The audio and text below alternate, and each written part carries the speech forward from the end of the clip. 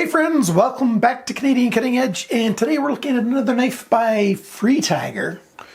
This is the FT2103, and it's an interesting knife. We've got a crossbar, axis lock, whatever you want to call that kind of lock system, you know, the old Benchmade lock, and thumb studs. We've got D2 steel for the blade. We've got carbon fiber handle scales. Now, are these solid carbon fiber? That's the big question. We'll answer that later on in the video when I take it apart. I actually don't remember if they're solid or not, to be honest with you. I like this knife and I don't like this knife at the same time. And I'll tell you why. So come on down with me to the tabletop and we'll take a good close look at it. We'll even take a handle scale off. I'm not going to do a complete tear down. We do have ceramic ball bearings in here, I can tell you that already. Let's take a look at it. Keep watching. If you are new to this channel, thanks for stopping by. I hope you like this video. And if you have been watching these videos for a while, thank you very much for your ongoing support, especially to those of you who support the channel on YouTube memberships or Patreon. I appreciate it very much. Links are down below if you want to participate in that. The FT2103, I've had this thing for several months now, probably about 5 months or whatever. Not in my possession, but since they sent it, it's been about that long. And yeah, I've played with it quite a lot. Now, some of you sharp-eyed people can see a problem already if you're looking at the lock. And I'll go into more detail of that in a minute. I will tell you this. FreeTiger sent me this knife at no charge to me. I did have to pay for shipping, from Nebraska up here to Alberta, Canada. But other than that, I've got no money in this thing. But I'm going to tell you what I think of it anyways, and it might mean the FreeTiger might not send me more stuff. I don't know. It all depends. Because in several ways, I really, really dislike this knife. And in several ways, it's a really good design. So first off, the design, the general design, as in, the grip that your hand is going to have on it and the blade shape and its effectiveness for cutting. That's really good. I really like this. This knife comes in this way with this carbon fiber and black coated blade, or you can get a satin blade and G10. I really wish they would have sent me one of those with a satin blade and G10. I think the majority of my complaints would be gone if that was the case. I don't like this. The carbon fiber is completely slick and, slippery in the hand. When companies first started doing budget knives with carbon fiber laminate, that was just very slick most of the time. And who wants a slippery handle in your hand when you've got a cutting edge? Those two things really don't mix in my mind. Now, can you do carbon fiber in such a way that's not slippery? Yes, of course they can. A lot of companies have done it, and they do it with solid carbon fiber. Now, some people are saying this is solid carbon fiber. I went to AliExpress and looked, and there's pictures, and people think it looks like solid carbon fiber. But a trick that a lot of companies did when they first started doing that carbon fiber laminate, it's just a layer of carbon fiber on it, they would do it on both sides, like the inside edge that's next to the liner and the outside edge. Why? Because the pieces are basically mirror images of themselves, and it's much easier to make them all the same, and then they drill out the holes and slap them on. No big deal. This one's got one big difference. There's no left side pocket clip option. That's one of the cons. You've got an ambidextrous knife. You've got thumb studs on both sides. You got the axis lock, which activates on both sides. So you should be able to use it left-handed just as well as you use it right-handed, right? Well, for everything except for the pocket clip. Why? Just because you think this looks prettier without two little holes there? Especially since, the pocket clip just sits on top. Let me see if I can focus right there. See that? It's not set into the handle at all. It just sits on top. Yeah. Oh, well, since we're talking about the pocket clip, let's talk about the pocket clip. climbs over. That's nice. Sits in there nice. Holds fairly well. A little bit of the knife handle is exposed. It's a decent pocket clip. Not a problem there. The problem is you can't put it on the left side. Okay. I'll talk more about the problems with the handle and the lock later on. The blade shape. Well, we've got a thin blade, which I think it's too thin. I'll give you all the measurements later on. But the design of this thing, it's got a nice drop point, nice wedge, nice flat grind that comes, you know, you've got not quite a 1/4 inch, but you've got a nice big flat area up there. It's not too thick behind the edge, and it cuts and performs fairly well. It's not super sharp from the factory, but it's fairly well sharpened and it cuts pretty good. It's decent for piercing, decent for slicing, decent for cutting.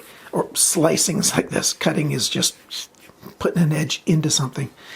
There's nuance to those terms. I like the blade shape.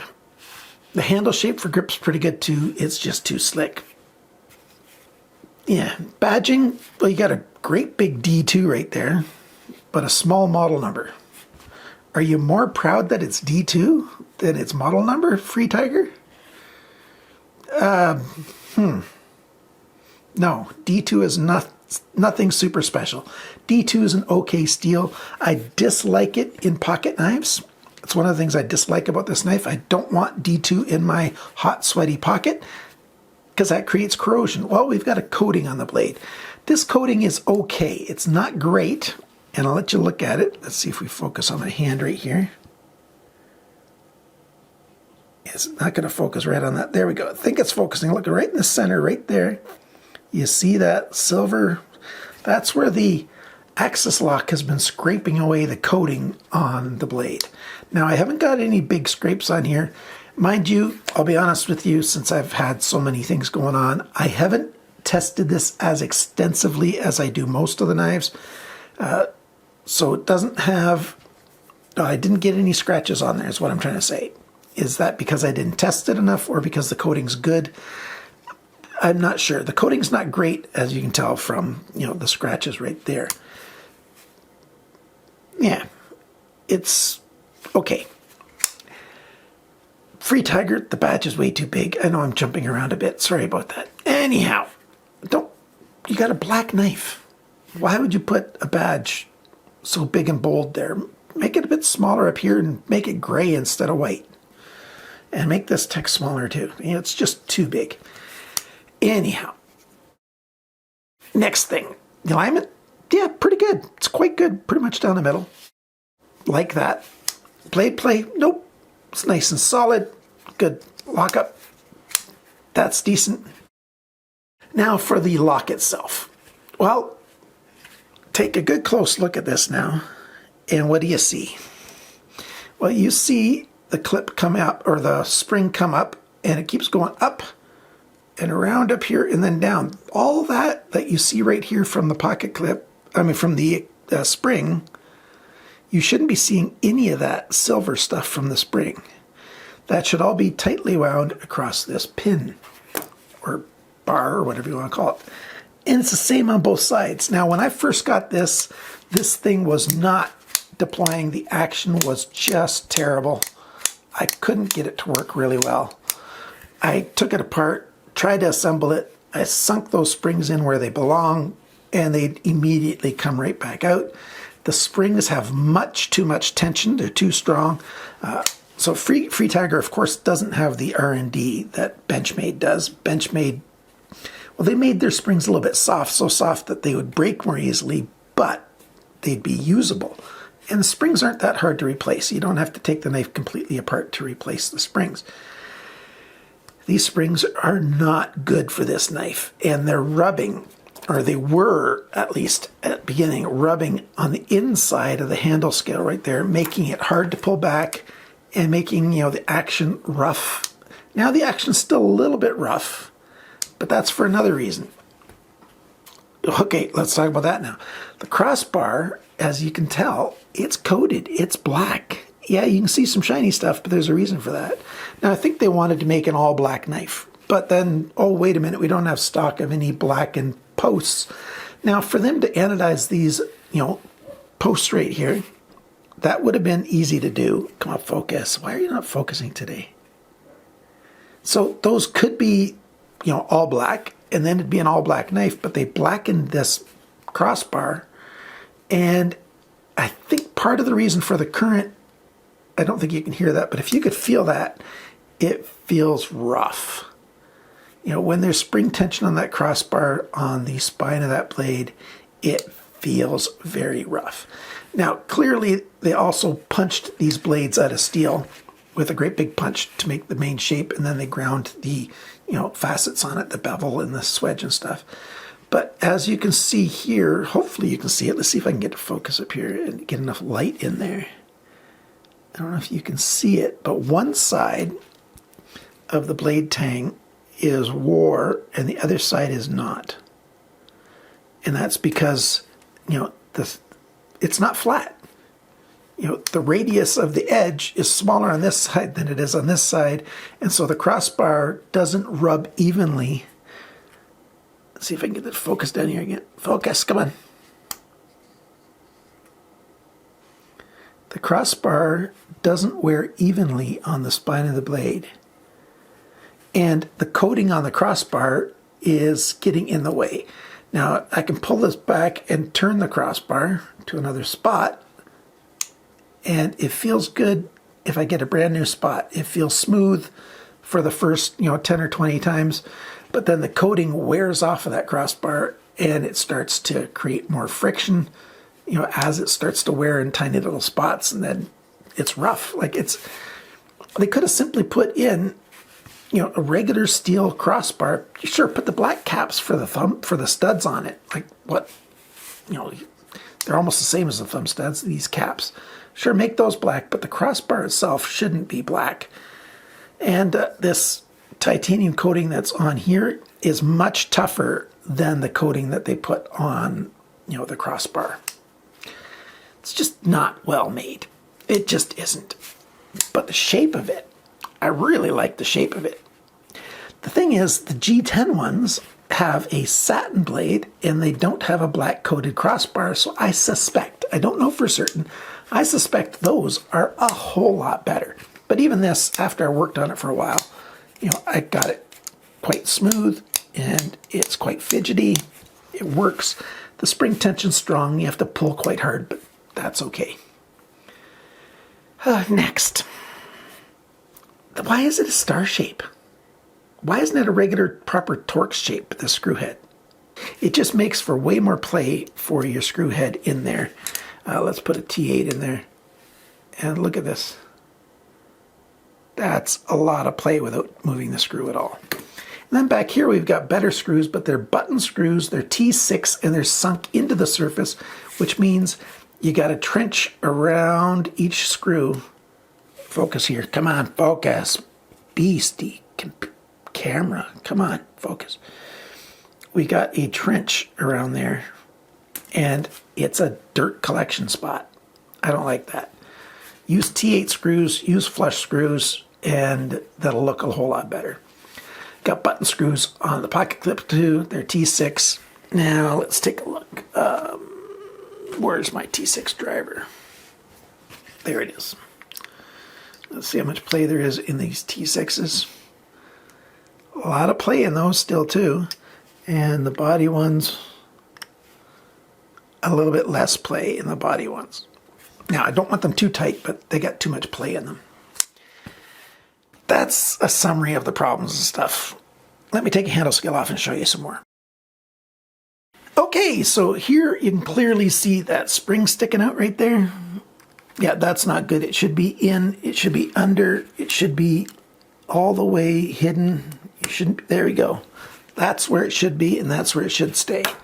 But when you use the knife, it comes out. See, that one time it started coming out already, and eventually it just comes most of the way out. It's just not a good design. Now, here's the carbon fiber laminate. Oh, carbon fiber, I should say. Oh, look, it's got carbon fiber there. It's got to be solid carbon fiber. Thanks for playing. You can clearly see it's not carbon fiber because the texture in here is exactly like D10. So this is where, you know, they've milled away for, you know, the spring to work, to run. It's G10. This is just carbon fiber laminate. The slick, super slippery stuff, and not, you know, regular carbon fiber. Anybody who thinks this is solid carbon fiber simply has not become aware of how they make these knives because of how cheap these are. This is a very inexpensive knife, and I'll tell you about the price right after I come back, and then we'll do all the measurements. Okay, the price. Well, I got mine through FreeTiger. FreeTiger tries to sell directly on, or does sell directly on Amazon. Amazon's got this for $24.99 US. That's Amazon.com. And they've got this version, sorry, the G10 version's $24.99. This one's $27.99 on the Amazon website. You can also buy it at White Mountain Knives. The G10 version's cheaper on White Mountain Knives with my discount code, and even without the discount code. The G10 version of White Mountain Knives is $20.99, but you save 10% with coupon code CCE. That's Canadian Cutting Edge for those of you new to the channel. $18.89 for the G10 version. This one costs more though. This one's $35 US, save 10%, makes it $31.50. So if you end up wanting to have this carbon fiber laminate version with a coated blade, then the best price for you is Amazon, unless you want to buy and have it shipped from China. AliExpress has got the G10 for $19.61, so that's more than White Mountain Knives with my discount. And the carbon fiber laminate one is the cheapest there, $21.99. One more thing before I do the measurements. Yeah, it came with a bent tip. I forgot to mention that before. The tip is bent over, let's see if I can get it to focus here, to the right just a little bit. You can't quite see it. I'll do a close-up picture like this where the tip is bent just a little bit. It came that way from the factory before I started cutting with it, before I used it. I don't do pry tests on pocket knives. So I did nothing, you know, to the tip. I did stab it into soft things, you know, some meat and some fabric and things like that. That should in no way bend anything, yet the tip is bent. Yeah. Okay, measurements. The weight of this knife, 96 grams. That's 3.39 ounces. Sharpness from the factory, 200 best. A little bit worse than average, but not terrible. It'll get better when I sharpen it myself. And yeah, Bandit's outside of this room, barking away. Hopefully he'll quiet down soon. Okay, I'll go tell him to quiet down. I'll be right back. Well, I will have to show Bandit on the channel again soon. You know, he's had his 11th birthday less than a month ago. Right about a month ago, something like that. And he's getting a little bit older, but my wife just gave him a bath and he's got the zoomies after that, and he's been, yeah, he was going nuts. Hopefully he's calm now. Well, I got distracted again. Now I'm back. The measurements. I did the weight, the sharpness. Next, the cutting edge length, tip to the heel right there, 81.6 millimeters, 3.21 inches.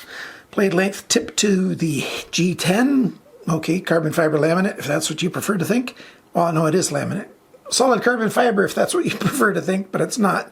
That is 84.2 millimeters, 3.32 inches, so 3 1/3 inches on the blade, not bad. Thickness of the blade stock at the thickest flat area is 2.21 millimeters, 0.0895. Blade depth, that's this measurement here, this distance, 25.8 millimeters, 1.02 inches. The thickness behind the grind, so where that silvery ends, you know, the D2 color and the steel color, I mean, and the coating, where that coating starts, 0.47 millimeters, 18.5 thousandths of an inch. That's a good thickness. I'd like it to be a little thinner than that, but this is pretty good. With how thin this blade is, this is not a heavy-duty knife. It's not a hard use kind of knife. It's a gentle to medium, maybe, use knife. And that's one of the big cons as well. Wonder why it bent so easily at the tip. Well, it bent at the factory. Somebody probably dropped it, which makes complete sense. Things get dropped, but somebody picked it up and didn't notice that it was bent. Measurements, yes. Grind angles. Average per side grinding nails. I measure all the way along the knife on both sides, and I've got a video explaining how I do it. You can watch that video up here. This side's got an average angle of 20.9 degrees. This side's got an average of 18.0 degrees. This side's not too bad. 18.7 at the heel, 17.3 degrees up here. That's 1.4 degrees of change along the length. This guy started at 16.8 degrees near the tip, and here at the heel, it's 25 degrees even. Yeah. That's, yeah, gnarly. 8.2 degrees of change along the length. You get that very often on knives in this price range. I'd sharpen this with D2 probably to 18 degrees per side. The handle length, so the handle scales, basically the measurements on the length of them, 108.7 millimeters, 4.28 inches. The grip area, since this is round here, yep, I don't have an exact number, it's about 9.5 centimeters. It's right at 3 3/4 inches, so it's a full-size handle. The thickness of the handle scales, it's almost exactly 12 millimeters. It was just the tiniest bit shy of 12 millimeters thick. That's 0.472 of an inch thick, so not bad. The handle depth, this measurement, within the grip area, so it's widest right about here, depending on how far up you want to go, but widest here, 26.4 millimeters, 1.04 inches. The depth of the whole thing when it's in your pocket is right about in the middle of it. The widest point's right there, 31 millimeters even, 1.22 inches. And the length of this knife, 193, saw a decimal point for some reason, 193 millimeters, 19.3 centimeters. That's right at just the tiniest bit shy of 7.6 inches, 7.598 to be more exact. So what do I think of this knife? I like the shape of it. I like the size of it. Don't like the steel, don't like the bent tip, don't like that the springs keep coming out. The springs are too tight. The coated blade pulls on it and it makes it hard to use. Those Omni springs, or what, Omega springs? I think they're Omega springs, not Omni. I keep getting those two words mixed up. Anyhow, they weren't moving very well for the longest time. I sort of broke them in and got them working well. No clip on the left side, even though it's, other than that, an ambidextrous knife. Can you get it to work nicely? Yeah, you can. If you want to buy one, I strongly suggest you save a few bucks and get the G10 version with the satin blade and just take care of the D2 so that it doesn't rust on you. Yeah. What's good about this knife? Good blade shape, good general shape design, decent alignment, actually quite good alignment when you close the knife. But other than that, it's not that great. It just isn't a very good knife. Are you going to buy one? Do you have one? What are your thoughts? Is yours a whole lot better than mine? It won't surprise me if some of them are better than mine. I don't think, some people say, well, if a knife company sends you a knife, that's the very best one on their production run. I really don't think so. I really don't think so. I don't think they intentionally sent me one that's got all these issues. And thank you to my supporters again. I appreciate it. Remember, always, all of ya, cut towards your chum, not your thumb.